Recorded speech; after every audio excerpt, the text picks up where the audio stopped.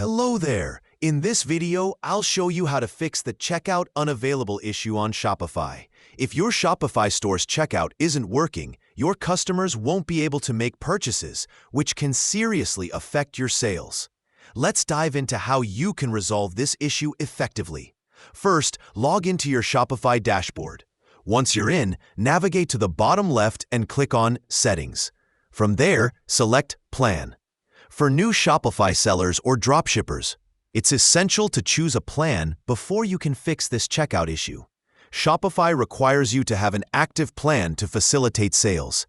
So if you haven't already, choose a plan to enable checkout on your store. If you've already selected a plan and are facing this issue, it could be due to a problem with your payment method. Click on Payment in your settings to ensure all details are correct. Check that your bank information is updated and accurate, as incorrect payment details often cause checkout issues. If Shopify Payments isn't available in your country, consider using PayPal. Simply click on Activate PayPal to start receiving payments through your PayPal account. By following these steps, you should be able to resolve the Checkout Unavailable issue on your Shopify store. If this video helped you, please give it a thumbs up.